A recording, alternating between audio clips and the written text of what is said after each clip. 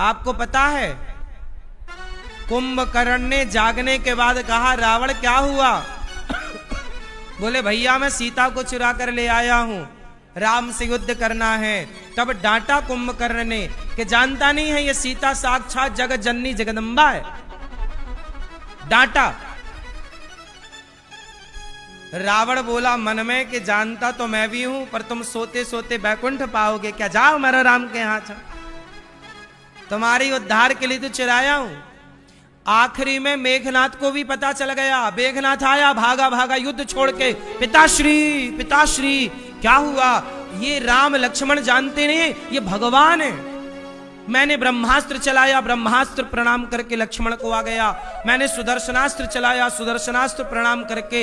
इस धरती पर सुदर्शनास्त्र और ब्रह्मास्त्र केवल भगवान को प्रणाम कर सकते हैं और किसी को प्रणाम नहीं कर सकते। मेघनाथ ने कहा मेरे आंखें धोखा नहीं कर सकती, मेरा बाण धोखा नहीं दे सकता, पिताजी ये भगवान है। तब रावण जान गया कि चलो इसे पता चल गया, लेकिन पता चल जाएगा तो ये लड़ेगा नहीं तो इसका उद्धार नहीं होगा। तुरंत भेगा, जा तू बैठ घर में चूड़ियां पहन के, मैं जाता हूं। तुझे तो डर लगने लगा है ना, तू लड़ना नहीं चाहता। ओ जोश में फिर चढ़ा दिया, पिताश्री मैं लड़ूंगा।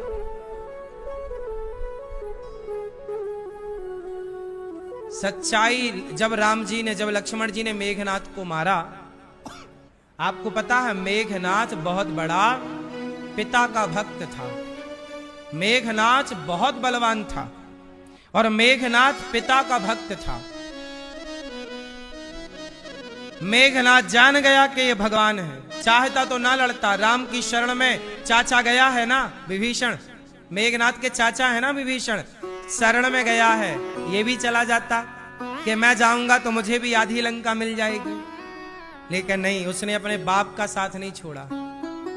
पिता भक्त था, इसलिए मेघनाथ का बड़ा उद्धार हुआ। अच्छा, मेघनाथ की पत्नी, पूरी लंका में सबसे पावरफुल मेघनाथ की पत्नी थी। नाम जानते हो क्या? बोलो। सती सिलोचना। सोचिए, रावण की बहू मेघनाथ की पत्नी। पहले लंका की स्त्रियां भी इतनी बड़ी पतिव्रता हुआ करती थी। सोचो, रावण की बहू कितनी बड़ी पतिव्रता थी। रावण की पत्नी मंदोदरी कितनी बड़ी पतिव्रता थी। पहले रावण की पत्नियां भी पतिव्रता हुआ करती थी। आज अच्छे अच्छे लोगों की पत्नियां पतिव्रता नहीं रह पाती। पहले मेघनाथ जैसे राक्षसों की पत्नियां भी पतिव्रता होती थी। आजकल पतिव्रता नारियां कम मिलती हैं। मेघनाथ को जब मारा गया, किसने मारा था? लखन लाल डूबे शंका में, बाण मार दई रणबंका में, कटके भुजा गिरी लंका में, रामादल में मुंह। जब मेघनाथ को बाण मारा लक्ष्मण जी ने, तो मेघनाथ का एक हाथ जाकर के सिलोचना के कमरे में गिरा।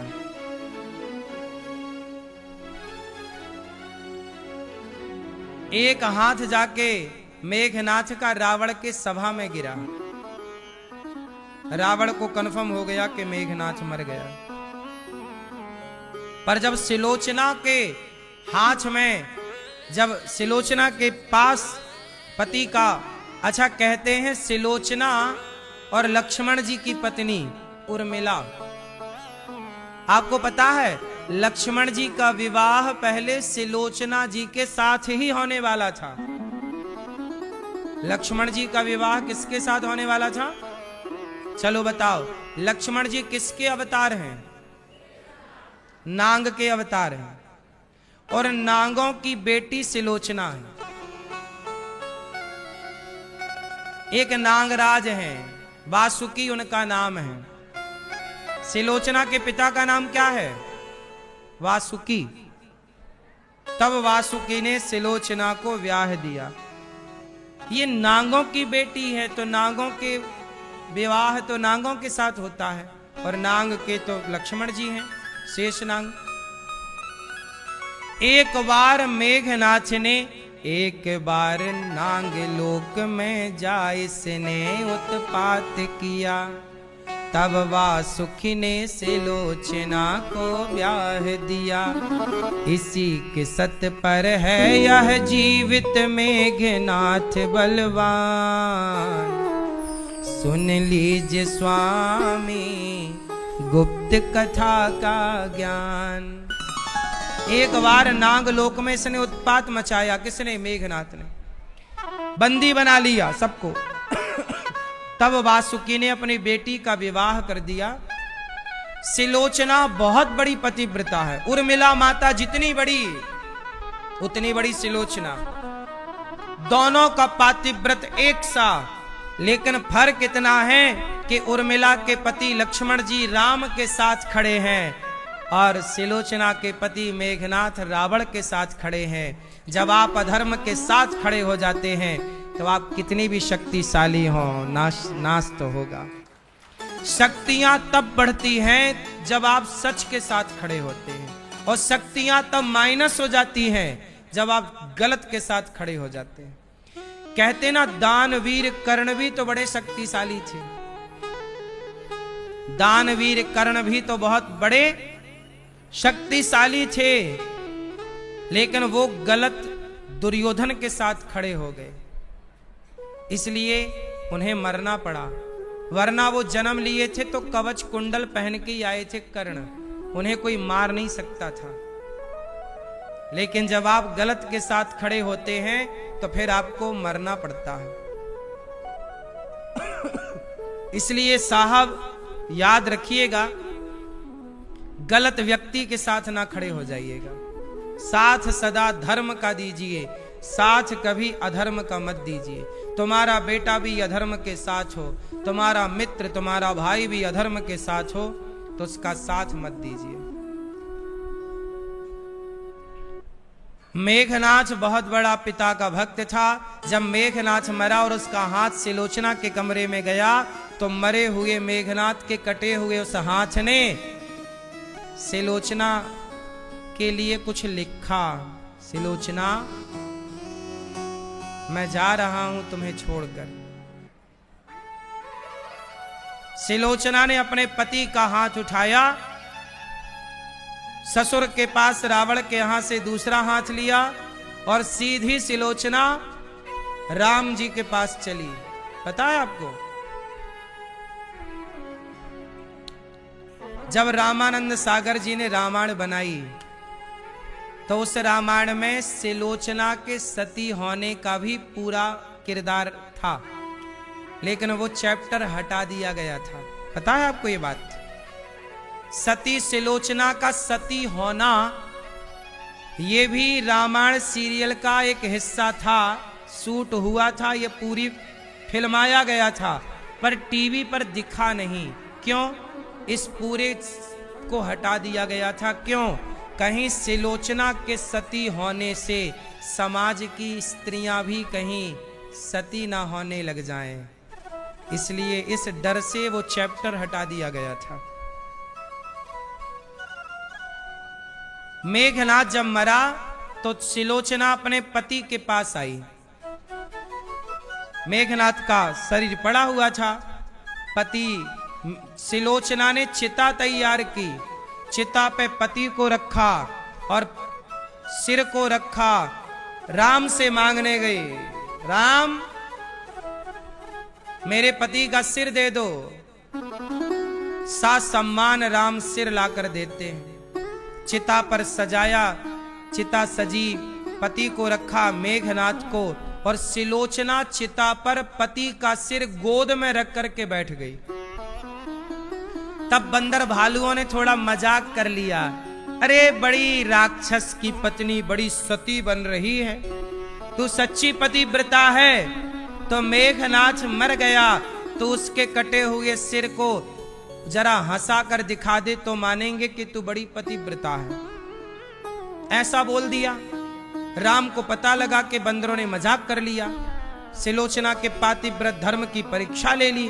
राम ने आकर डांटा, राम ने कहा ये सिलोचना है, यह एक नारी है, और ये नारी एक पतिव्रता है। पतिव्रता स्त्री मरे हुए पति के सिर को हंसाने की क्या कहे। माता अनुसुईया ऐसी पतिव्रता थी कि जिनके पास ब्रह्मा विष्णु महेश परीक्षा लेने आए, कहा कि तुम कपड़े उतार कर हमें अपना तब भिक्षा दोगी तब हम लेंगे। तब माता ने जल में हाथ में जल लेकर के ब्रह्मा विष्णु के ऊपर डाल दिया, ये तीनों बच्चे हो गए। तब अपना दूध पिलाया। तब मेघनाथ की पत्नी सिलोचना ने अपने पति से कहा, प्राणनाथ, ये दुनिया हमारे त्याग पर, हमारी तपस्या पर संदेह कर रही है। इन्हें लग रहा है कि आप मर गए, लेकिन मुझे लग रहा है कि आप सदा मेरे साथ हैं। जरा इन्हें हंस करके दिखाइए। तब कटा हुआ सर मेघनाथ का आंखें खोलकर खिलखिला के हंसने लगा, और तब अपनी योग अग्नि से चिता पर आग लगाई, और सबके देखते देखते सिलोचना पति के साथ सती हो गई थी। सिलोचना सती हो गई पति के साथ। तो देखो, लंका में सिलोचना जैसी तपस्वी स्त्रियां रहती हैं। कोई ये हंसी खेल है? सिलोचना के बारे में आप सब सुने ही होंगे कुछ ना कुछ। तो रावण ने सीता मां को केवल इसलिए चुराया था कि मेरी लंका में भी राम के कदम पड़ जाएं। मेरी लंका के लोग पूजा करके तो कल्याण कर नहीं सकते, तपस्या करके तो कल्याण कर नहीं सकते, तो राम से युद्ध करके ही अपना कल्याण। इसलिए रावण युद्ध करने सबसे आखिरी में गया।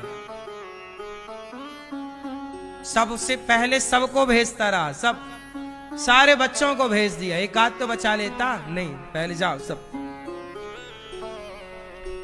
रावण को विद्वान कहते हैं। आज भी रावण को विद्वान कहा जाता है। बताओ, रावण को विद्वान किस आधार पर कहा जाता है? सीता चुरा लिया, इस बात से तो ऐसा लग रहा है कि ये बहुत बड़ा मूर्ख है, जो पराई स्त्री को चुराए वो काय का विद्वान। लेकिन आज भी उसे विद्वान कहा जाता है। बताओ, किस बात के लिए उसे विद्वान कहा जाता है? बोलो। जब रावण मरा ना, तब विभीषण रोए। राम बोले, क्यों रो रहे हैं प्रभु? इस धरती से एक बहुत बड़ा नीतिज्ञ चला गया। रावण की नीति जैसी नीति नहीं है। आज भी पता है आपको, रावण संहिता पढ़ाई जाती है। आज भी रावण के द्वारा लिखी गई ज्योतिष को सिलेबस में पढ़ाया जाता है। पता है ये बात आप लोगों को कि नहीं? जो भी ज्योतिष पढ़ते हैं वो रावण संहिता जरूर पढ़ते हैं। रावण संहिता एक पुस्तक है, रावण के द्वारा लिखी हुई। वो सबसे बड़ी प्रामाणिक पुस्तक मानी जाती है ज्योतिष की। रावण के द्वारा लिखे गए ग्रंथ भी हैं। रावण विद्वान ऐसे थोड़ी था। सूर्य चंद्रमा तक उसकी कड़ी पकड़ थी। इसलिए हर हाल में रावण बुरा तो है। सीता मां को चुराकर उसने सारा किए पर पानी फेरा, पर इसके पीछे रावण की मजबूरी क्या थी वो मैंने आपसे कही कि रावण एक अच्छा बाप था। बाप मतलब पिता। कैसा पिता? रावण ही एक ऐसा बाप था जो जान गया कि प्रभु के हाथों मर जाने से कल्याण होगा। इसलिए लंका का लोभ ना करके, भाई को लंका का राजा बनवा करके अपने पुत्रों का उद्धार करा लिया। बेटा, यहाँ रहोगे तो चक्कर में, माया के चक्कर में उलझ जाओगे। साक्षात परमात्मा लंका आए हैं, चलो उनकी शरण में चलते हैं। वो मृत्यु देंगे तो मर जाएंगे, उनके धाम पहुंच जाएंगे। सारे बच्चों की शरणागति करा दी रावण ने। क्या बात है! रावण ने सारे बच्चों की क्या करा दी? भगवान को शरणागति करा। जाओ, शरण में जाओ, लड़के मरो, राम के हाथों मरोगे, कल्याण होगा, जाओ। ऐसा रावण था। तो इसलिए कहा जाता है रावण को पिता। कि जानकी जी का वो इस रिश्ते से पिता, पूरी कहानी जो मैंने आपको समझाई। अब सीता मैया कि यहाँ एक धनुष था भगवान शंकर का, उस धनुष का नाम क्या था? क्या नाम था? पिनाक। सीता मैया जिस धनुष को उठाकर पोंछा लगा के रख देती, जिस धनुष को उठाने के लिए बड़े बड़े राजा आए और जिस धनुष को राम जी ने तोड़कर विवाह किया, उस धनुष का नाम क्या था? पिनाक। वो धनुष शंकर जी का था। अब शिव जी का धनुष, जनक जी ने कहा कि मेरे बेटी इस धनुष को उठा के यहां वहां रख देती है, जो इस धनुष पर डोरी, देखो धनुष तोड़ने की बात नहीं थी, जो इस धनुष पर डोरी चढ़ाएगा वो मेरी सीता का पति बनेगा, वो मेरी सीता से विवाह करेगा। बड़े बड़े राजाओं को बुलाया जनक जी ने।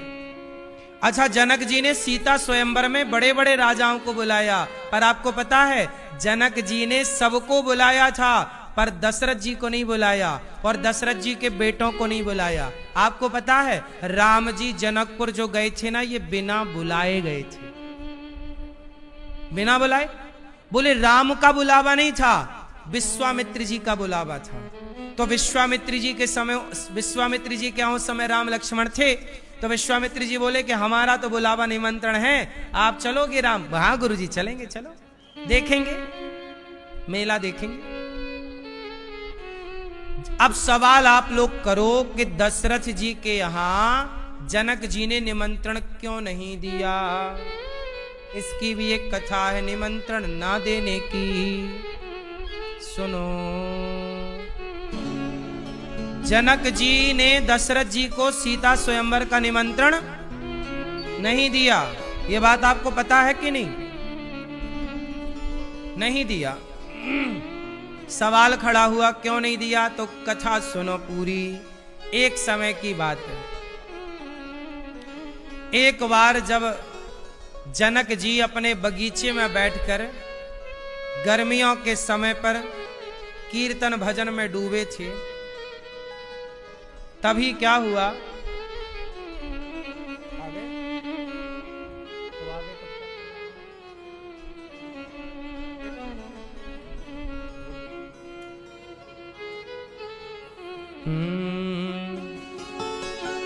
दे रहा हूं।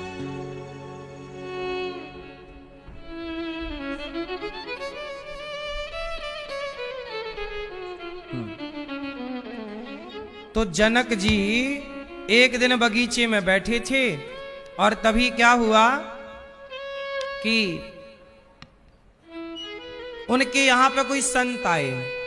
तो संतों ने क्या किया कि संत आए और जनक जी ने ध्यान नहीं दिया कि कोई साधु आए, और बगीचे में मस्त हवा चल रही थी। जनक जी बढ़िया खा पी के कीर्तन भजन का आनंद ले रहे हैं, हवा चल रही है, ठंडी ठंडी मौसम का मजा ले रहे हैं। संतों का ध्यान दिया नहीं तो संतों ने श्राप दे दिया, अरे जनक जी आपके यहां हम आए और आपने हमें देखा नहीं, प्रणाम किया नहीं, बातचीत की नहीं, अपने बगीचे से उठे नहीं, जाओ हम तुम्हें श्राप देते हैं कि तुम्हारा यह बगीचा वीरान हो जाए, सूख जाए। तुम्हें बड़ा मोह अटैचमेंट हो गया है बगीचे से। अब देखते देखते पूरा बगीचा सूख गया, सारे पेड़ पौधे सूख गए। जनक जी दौड़े दौड़े आए, महाराज क्षमा क्षमा करो प्रभु, अपराध क्षमा करो, हमें पता नहीं लगा, थोड़ा हमारी आंख भी लग गई, नींद आ गई। आपने ये क्या किया? सब हमारा बगीचा बड़ा प्रिय था, बड़े फलदार वृक्ष थे, यहाँ बढ़िया पानी की व्यवस्था, पोखर इत्यादि आपने सब सुखा दिया, महाराज बड़ी कृपा करो। तब संत ने कहा कि कोई पतिव्रता नारी यदि तुम्हारे इस कुएं पे, वहां पे कुआं था, इस कुएं में कच्चे सूत की रस्सी बनाकर, कच्चे घड़े में पानी भरकर यदि कोई पतिव्रता नारी इस जंगल को सींच दे तो ये जंगल फिर से हरा भरा हो जाएगा। अब संत तो चले गए। अब राजा जनक जी बोले कि पतिव्रता नारी कौन? अब राजा जनक जी की पत्नी ही पतिव्रता है।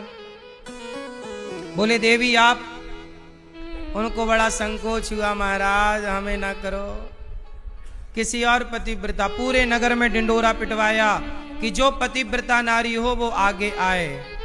थी तो सारी पतिव्रता, पर डर लग रहा था कि यदि जरा रस्सी टूट गई तो बड़ी हंसी होगी। और शर्त क्या थी? कच्चे सूत, मतलब कच्ची धार, सूत जानते हो बिल्कुल कच्चा, उसकी रस्सी बनानी है। अब कच्चे सूत की रस्सी बने कैसे? पहला तो उसमें टिके ना कुछ। और कच्चा घड़ा, कच्चा घड़ा मतलब बिना पका घड़ा बना। और माटी का घड़ा, माटी पानी में जाएगी तो गल नहीं जाएगी तुरंत, कच्ची माटी, पानी कैसे लाएं? अब जनक जी बोले कोई तो आओ। कोई नहीं आई जनकपुर की स्त्री के मैं पतिव्रता हूं। थी सारी, पर डर लग रहा ना। कई बार आपको आता तो है विषय, पर मंच में आप बोल नहीं पाते, कांपने लग जाते हैं। ऐसे ही है कि थी तो पतिव्रता सारी, परंतु उन्हें डर लग रहा था कि जरा भी यदि टूट फूट हुई कुछ भी तो बड़ा मजाक उड़ाया जाए, बड़ी पतिव्रता बन रही थी। क्योंकि दुनिया के लोग ना जरा कहने से नहीं चूकते कुछ भी हो। तो जनक जी ने दशरथ जी को सूचना दी। उस समय सबसे बड़ी पतिव्रता नारियों में चर्चा थी माता कौशल्या की। तो जनक जी ने कहा कि महाराज आप अपनी पत्नी को लेकर कौशल्या मैया को लेकर आए, ऐसी ऐसी बात हो गई है। आपकी पत्नी माता कौशल्या कच्चे घड़े से, कच्ची सूत से रस्सी बनाकर डालकर पानी निकालकर सींचेंगी तो जरा हमारा बगीचा हरा भरा हो जाएगा। दशरथ जी को पत्र मिला। दशरथ जी ने कहा ठीक है। पत्नी से कहा, मतलब कौशल्या जी से कहा, सुनो वो कल चलना है अपने को। कहाँ? जनकपुर। जनक जी हमारे मित्र हैं, दशरथ जी के बड़े अच्छे मित्र हैं जनक जी। बोले कि कल चलना है। कौशल्या मैया बोली ठीक है। देखो पतिव्रता है, पति ने कहा चलना है जी। क्यों चलना, काहे चलना, कहाँ चलना, कोई सवाल जवाब नहीं जी, आज्ञा। ये पतिव्रता नारी। तो कौशल्या मैया की जो दासी थी, कौशल्या मैया के कमरे में जो झाड़ू पोंछा लगाती थी। अब सोचो कौशल्या मैया इतनी बड़ी पतिव्रता है, तो उनके घर में झाड़ू पोंछा लगाने वाली भी तो पतिव्रता ही होगी। तो कौशल्या मैया अपना बैग वैग तैयार कर रही थी, तो झाड़ू लगाने वाली बहन ने पूछ लिया, माँ आप कहाँ जा रही हो? बोले जनकपुर जा रहे हैं। क्यों जा रही हो? बोले वो आपके महाराज ने बताया कि वहाँ कोई बगीचा सूख गया है, कह रहे हैं कच्चे सूत के घड़े से कोई स्त्री मिल जाए पतिव्रता तो पानी वानी भर के डालना है। तो कौशल्या मैया से उनकी दासी ने कहा, माँ इतने से काम के लिए आप क्यों जा रही हो? मैं सींच के आती हूं उनका बगीचा। दासी तैयार हो गई। कौशल्या मैया ने पति से कहा कि ये तैयार है, आप आज्ञा करो तो ये चली जाए, इससे काम हो जाए तो अपन क्यों जाएं।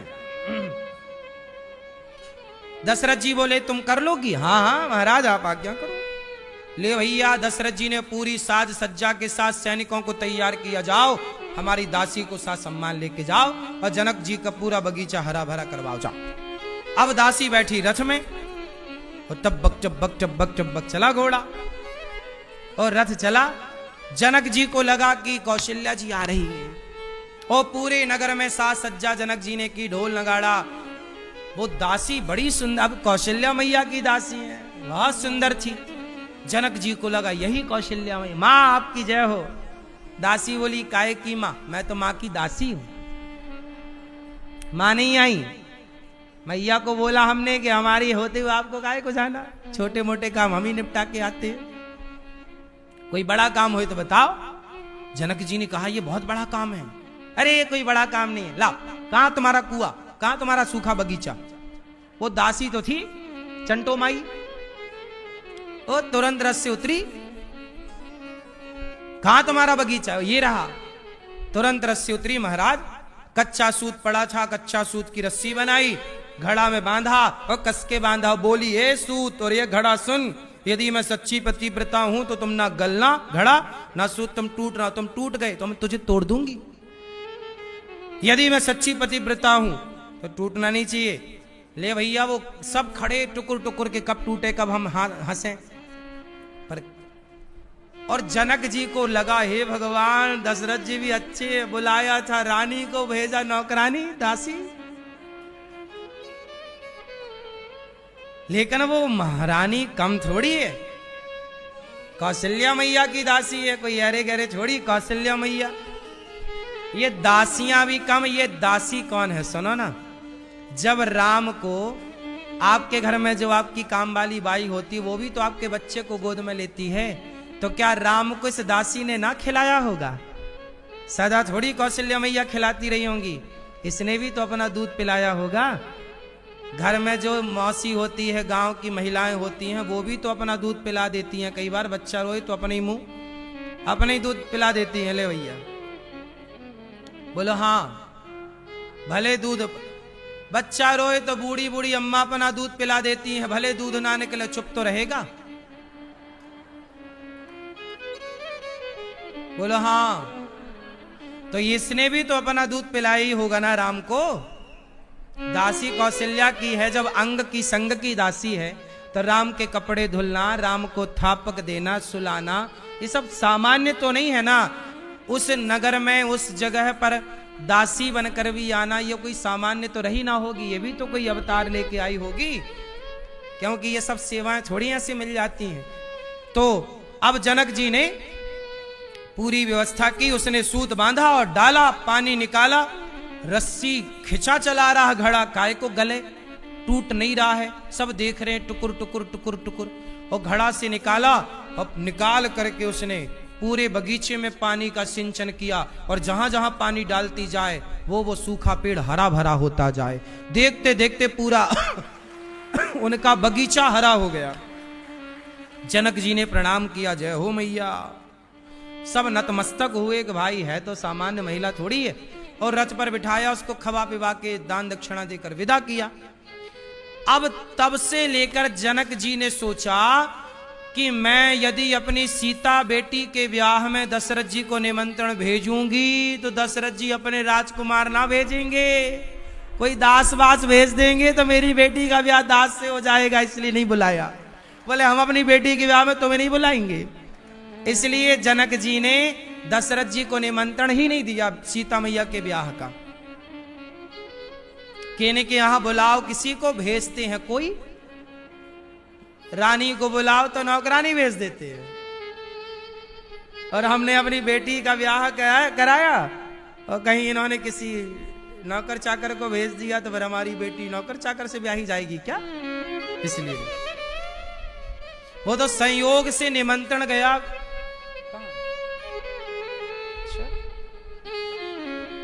हमारे मध्य आज हमारे गुरुजन आचार्य चरण यहां पधारे, प्रोफेसर श्री राम सलाही द्विवेदी जी, अध्यक्ष व्याकरण विभाग, एवं प्रोफेसर देवेंद्र प्रसाद मिश्र जी, अध्यक्ष वेद विभाग। देखिए, ये व्याकरण विभाग में पढ़ाने वाले आचार्य चरण हैं, वेद और व्याकरण पढ़ाने वाले आचार्य, जिन्होंने हजारों विद्यार्थियों को वेद और व्याकरण धर्म की शिक्षा दी है। प्रोफेसर हैं आप, वो जी आचार्य चरण हमारे गुरुजन श्री लाल बहादुर शास्त्री राष्ट्रीय संस्कृत महाविद्यालय केंद्रीय विश्वविद्यालय दिल्ली से आप हैं। साथ में हमारे परम पूज्य गुरुदेव भगवान श्री सुखेंद्र मिश्र वैदिक गुरु जी, जो दास को वेद पढ़ाए हैं, ऐसे पूज्य गुरु चरणों में दास अनिरुद्ध का कोटि कोटि नमन।